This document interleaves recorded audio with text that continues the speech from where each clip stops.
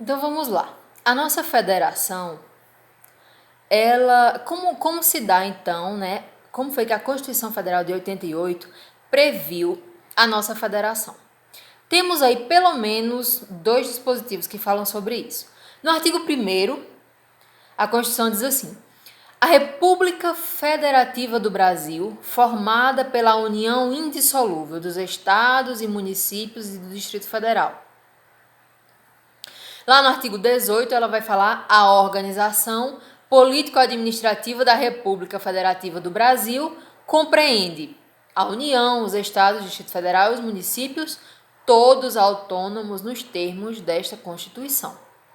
Então, vemos sim que a nossa Constituição traz expressamente a forma de Estado federativa e ela estabelece como sendo os componentes da República Federativa do Brasil a União, os Estados, Distrito Federal e os municípios. Então vejam que União, Estados, DF e municípios, vejam que os territórios não fazem parte dos componentes da República Federativa. Certo, gente? Cuidado para não cair nessa pegadinha. Os territórios fazem parte da União. A gente vai ver isso depois. Eles não são um dos componentes da República Federativa do Brasil. Como bem diz o artigo 18, né? A República Federativa do Brasil compreende a União, os estados, Distrito Federal e os municípios. E aí, eu pergunto para vocês, União e República Federativa do Brasil são a mesma coisa? Né? Quando eu falo, a República Federativa do Brasil é formada pela União, Estados, mas como é que eu consigo diferenciar a União da República Federativa do Brasil? Gente, seguinte, a União, ela representa a República Federativa Brasileira, certo? Mas veja aqui, nós podemos pensar aqui em 2 âmbitos, no âmbito interno e no âmbito internacional. A União, ela é o ente da federação que vai exercer 2 funções. Primeira, função interna e segunda, função internacional. No âmbito interno, a União é uma pessoa jurídica de direito público interno, componente da República Brasileira, República Federativa Brasileira, autônoma na medida em que possui capacidade de auto-organização, autogoverno, autolegislação, autoadministração, configurando assim a autonomia financeira, administrativa e política. Então, internamente, a União, ela é um dos entes da federação, assim como qualquer um dos outros. Agora, ela também exerce, e aí nisso ela se difere dos outros entes da federação, a União também exerce uma função internacional, que aí, internacionalmente, ela representa a República Federativa do Brasil, certo? E atente para o fato de que a soberania é da República Federativa do Brasil, que é representada pela União. A União, ela é um ente da nossa federação. Os entes da federação, eles não são soberanos, eles são autônomos, certo?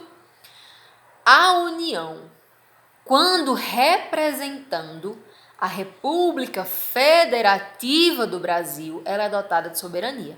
Mas é porque a União é soberana? Não. Quem é soberana é a República Federativa do Brasil. Quem é soberano é o Estado no âmbito internacional, certo? Então, fixem bem isso. A União, ela é um membro da federação como qualquer outro, no entanto, ela tem uma peculiaridade, que é a de representar a República Federativa do Brasil no âmbito internacional.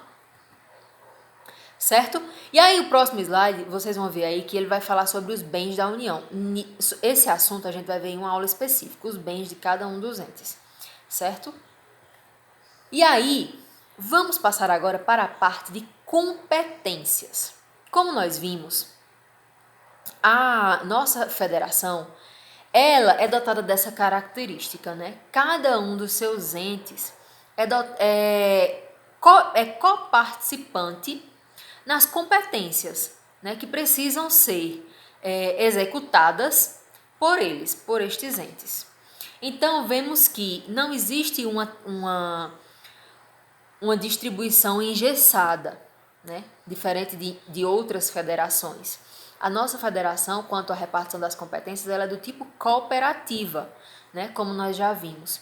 Então, cada um dos entes possui as suas competências e, eventualmente, né, em um momento ou outro estabelecido na Constituição, a competência de um pode ser delegada a outro, ou ambos vão agir, né, de forma a tomar decisões concomitantemente, cada um no seu âmbito de atuação. E aí nós temos, hoje, né, vamos falar especificamente acerca das competências da União. Gente, a doutrina e o próprio texto constitucional, ele traz 4 artigos que vão discorrer acerca da competência da União, das competências da União. São os artigos 21, 22, 23 e 24. A doutrina faz uma divisãozinha nessas competências elencadas por cada um desses dispositivos constitucionais. A gente vai ver que, por exemplo, os artigos 21 e 23 trazem competências da administração, competências do tipo material. O que seriam competências do tipo material? São coisas que a administração precisa fazer. Então, a gente vai ver que os verbos utilizados vão ser, por exemplo, manter, declarar, assegurar, elaborar. Todos os incisos vão começar com verbos desse tipo, verbos de ação, que expressam ações que a União precisa tomar, certo? Em contrapartida, nós temos os artigos 22 e 24, que falam acerca das competências legislativas. E aí ele vai elencar matérias de todas as áreas acerca das quais a União precisa legislar. E aí a gente vai ver que os dispositivos não começam com verbos, mas sim com substantivos. Como, por exemplo, compete à União legislar sobre desapropriação. Compete à União legislar sobre requisições civis e militares. Compete à União legislar sobre direito civil, direito comercial, direito penal, direito processual. Entenderam a diferença? No primeiro grupo das competências materiais, que são os artigos 21 e 23, nós vemos que os dispositivos, os incisos, eles sempre começam com verbos, porque indicam ações que precisam ser tomadas. Já as competências legislativas, elas começam com substantivos, porque elas indicam coisas acerca das quais a União precisa legislar. Então, o dispositivo, o artigo 21 da Constituição, ele não traz expressamente a palavrinha exclusiva, ou compete exclusivamente à União. Ele diz, compete à União, certo? Artigo 21. E aí a doutrina entende que essas competências trazidas pelo legislador constituinte no artigo 21, elas são competências exclusivas da União, certo? São competências que não podem ser delegadas. Emily, por que você está falando sobre delegação? Porque nós vamos ver que um outro grupo de competências podem ser delegadas. Mas as competências do artigo 21, elas são exclusivas da União. Ou seja, a União e somente a União pode realizar aquelas atividades. Já no artigo 23, o legislador constituinte vai falar em competência comum. Ou seja, são competências que cabem tanto à União, quanto aos estados, quanto ao Distrito Federal e aos municípios. Cada um, no seu âmbito de atuação, precisa executar, né, aquelas atribuições, aquelas funções previstas no artigo 23. E aí a gente vai ver que, Emily, mas como é que eu vou conseguir diferenciar? Porque tem um grupo de competências que é só da União e tem um grupo de competências que é da União, um grupo que é da União, dos estados, do Distrito Federal e dos municípios. Se cair uma questão na prova, eu vou ficar confusa. Gente, assim, as competências da União, vocês vão ver quando vocês forem ler os dispositivos, que elas dizem respeito a interesses do país como um todo, do Estado como um todo. Por aí vocês vão conseguir diferenciar minimamente e não vão confundir. Por exemplo, vamos lá. Manter relações com estados estrangeiros e participar de organizações internacionais. Um município pode fazer isso? É competência de um município fazer isso? Manter relações com estados estrangeiros? Ou isso é competência da União? Entendem? Declarar guerra e celebrar paz. Isso é algo que diz respeito a um interesse regional ou a um interesse local, ou é algo que diz respeito a um interesse maior, ao interesse do país como um todo. Entendem?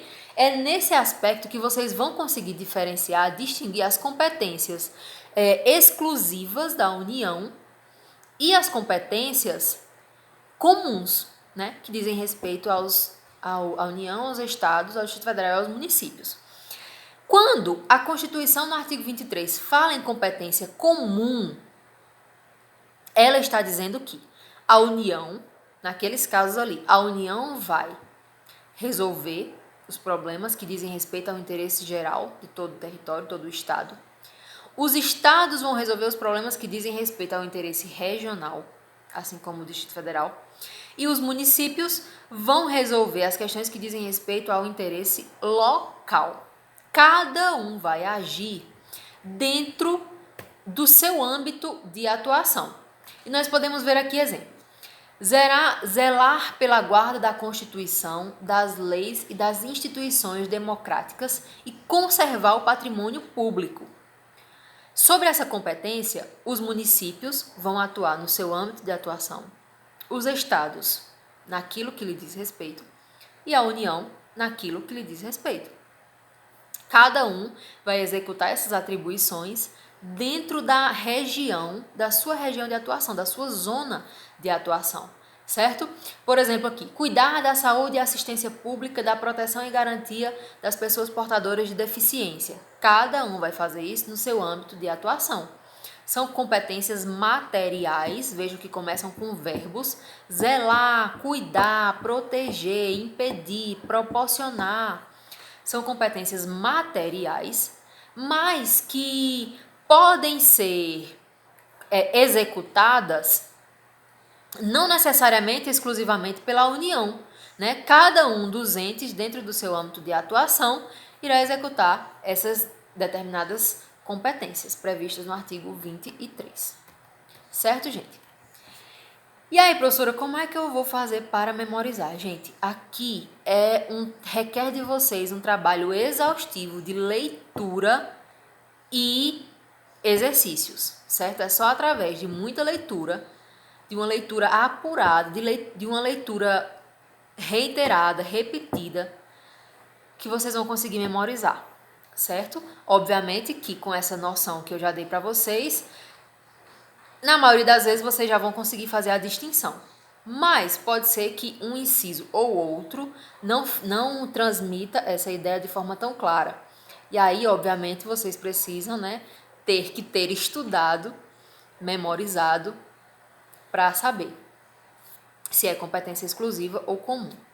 Já quando a gente fala das competências legislativas, elas podem ser privativas ou concorrentes.